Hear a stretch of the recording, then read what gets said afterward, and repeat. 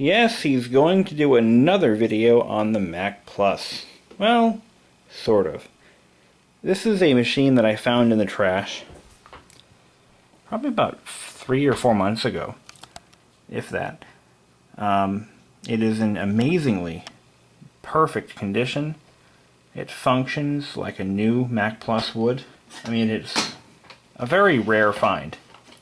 A lot of times when you find these Macs, the compact Macs, I just woke up the eMac, which I will now put back to sleep. Good night. Okay. Typically when you find these, they're pretty well beat up. The cases will have scuffs, sometimes scratches. The CRTs will have excessive burn-in, or will have hourglass, have an hourglass shape to them as the analog board and capacitors start dying off. Or they'll be missing the original peripherals. But they're almost always missing the original software and manuals. In fact, if you look on eBay right now, the cost of Mac Plus software and manuals is almost more than a Macintosh Plus itself. And that's mainly because a lot of those things get lost and thrown away over the years. Well, I just picked up a few things from a good friend of mine for about as much as a 6-pack of beer would cost. I've got an original 800K external disk drive in absolutely perfect condition. I have an original Apple local talk interface with a link cable. Macintosh Utilities User's Guide. This is for OS 6, I believe, and would have probably shipped with a Mac Plus, though it's hard to tell because I used a lot of the same manuals for multiple machines. We have a software user's guide for 604. The local talk cable system owner's guide. This is probably one of the rarest pieces I've ever found. And a Mac Plus owner's guide. Now this owner's guide I actually had already. This was mine. He also shipped me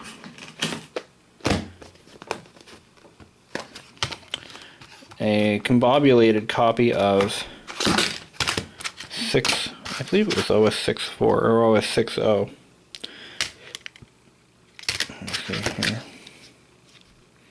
I only have the utilities, disk 1, system tools, and utilities disk 2. So I don't know what's missing. I'm going to have to figure that out. And system startup. This, I believe, is from a different... See, this is a high density disk, so this is not part of this package. In fact, that shouldn't be in there at all. But either way, and this belongs with that too. So we're going to see if this is even... I don't think this is usable. Let's see what the user's guide says for disk. A list of included floppies. If I'm not mistaken, there's like 4 or 5 floppies to start OS 6. Now, that leads me to my next topic of the day. Some of you are young enough to have never owned a computer that did not have a hard drive. Some of you are old enough to remember life without hard drives. Well, I may sound a little condescending here, but there was a time when hard disk drives were an absolute luxury, and only the wealthiest of people could afford them. I mean, this hard drive that's sitting right here probably cost, no lie, $2,000 in 1989 when it was made, give or take. Maybe that's a little high. Actually, no, I think it would have cost around $800 plus. That was a fairly large hard drive for the time period. Being a SCSI interface, it brings the price up quite a bit. In comparison, the Mac Plus probably cost around $1,000 to $1,200. See, the early Macs were never ridiculously expensive. They were pricey, but they were not, you know, $10,000 machines. At least not, you know, not these compact Macs. In fact, even the 128, I think it cost around $2,000. I actually have a price guide, but that's irrelevant right now.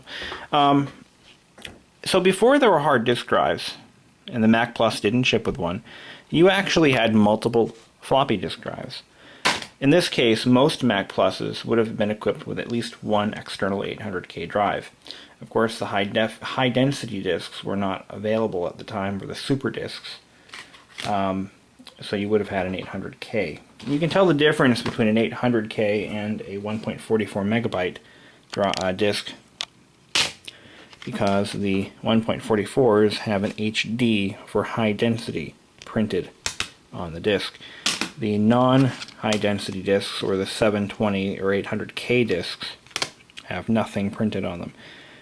It says double-sided because at one time 3.5-inch diskettes were single-sided, 400 kilobytes on one disk, and you can only use one side at a time. I believe they could be flipped over on some drives. I don't remember for sure. Actually, I've only had one machine in my lifetime that had a single-sided drive. It was a Macintosh 512K.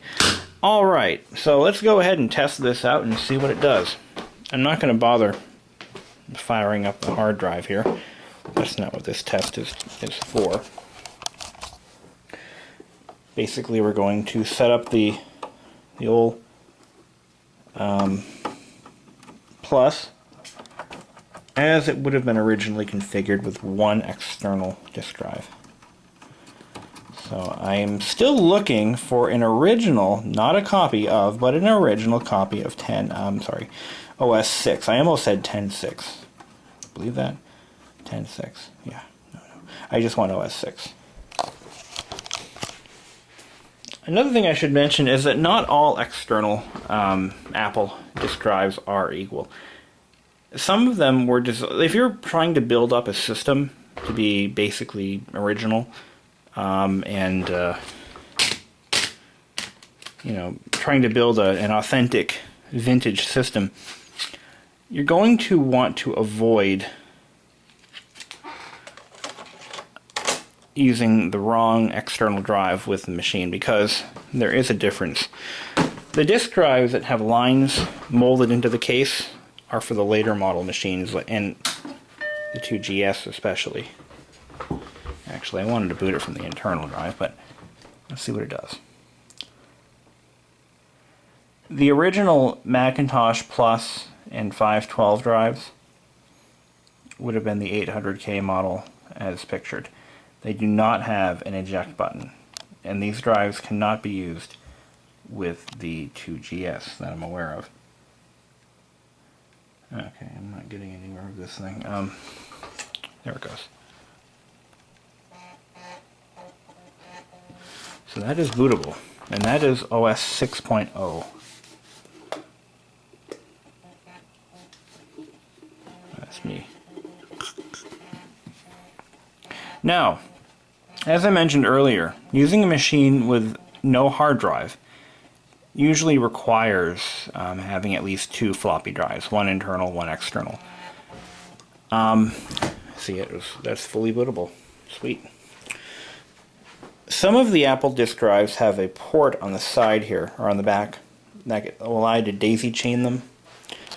This particular drive does not support that. I believe it's because the bus doesn't have enough power to power two drives at once. We've got the Macintosh. Oh yeah, I wanted to show you this too. The Mac Plus guided tour. Let's take a look at what this is all about. We'll run it off the internal drive.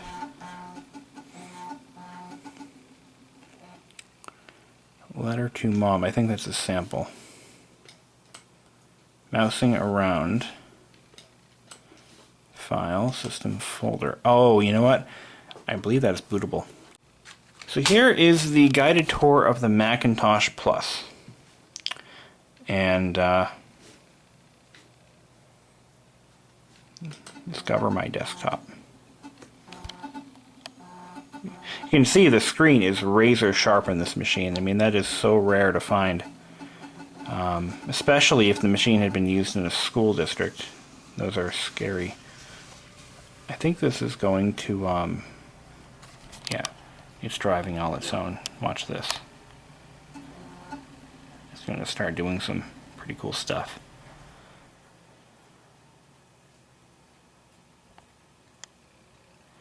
No, the machine is not haunted.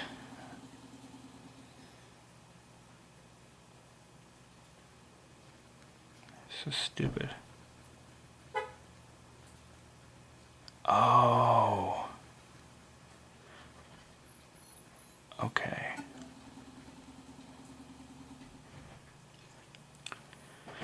I know what's wrong. There's an audio tape that accompanies this, and I don't have it. But the sad part is, I used to. And I lost it. It got erased. I needed a tape to record something on, and that was available, and I used it. But there was an audio tape that would accompany this tutorial. And you had to start it as soon as you hit that button. Unfortunately, it's gone. It's showing you how to drag and drop, what the trash can does, how to recover files, that sort of thing. So let's try to end this tour. Yeah, that's what happened. There was a guided tour with accompanying mousing around. What does that do?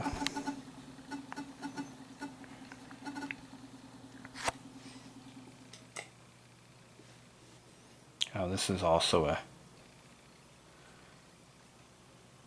demo. I'm not moving the mouse. It's not really me. Sweet. Well, you get that idea. So let's exit that too. We have to hit one of the mouse keys or enter or something. I don't remember. Let me kill it. I'll connect the dots. 3, 4, 5, 6, 7, 8. Can you guess what it is?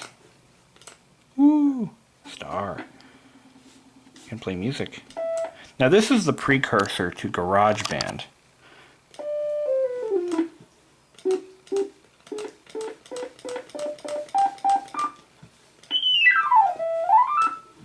Neat.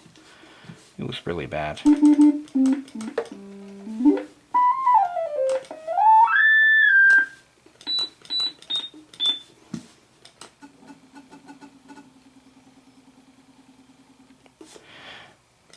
Wants me to point to the hats and find matching ones, I think. No? Okay, fine then. Be that way. Just to move the mouse. Now, this is interesting.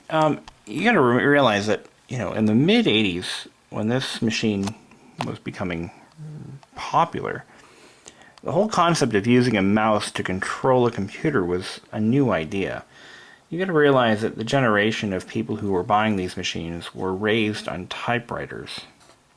And in some cases, they may have previously owned IBM PCs, which were strictly command line controlled. So the whole concept of controlling a computer with a mouse, an optoelectronic mechanical device, was a new idea, and to sell the concept to people, they had to create programs that did exactly this. This program is completely irrelevant today, but it essentially showed the consumer. This would have been demonstrated perhaps in a store, or as they were unpacking their newly purchased computer. It was to sell the concept of mouse usage and mouse control to the end user. Of course, we don't have that problem these days because, well, let's face it, every adult in the industrialized countries has at least used a mouse once in their lifetime. Well, I say that as a gross generalization, but it's more than likely true. You know, so to train people into the new way of doing things, as Apple had to do to sell their product, they, you know, created these little stupid utilities. There was a newer version of this, I believe it was for OS 7, and it was a little more multimedia centric. It actually had, you know, wavetable audio tracks built in. It had better graphics, and this is just a very crude program that Apple threw together just to sell their machines and get people to be more familiar with them, and the whole idea of, you know, a graphical user interface. So that's pretty much all I'm going to show you for that. We're going to go ahead and exit, and we're going to boot from that. All right.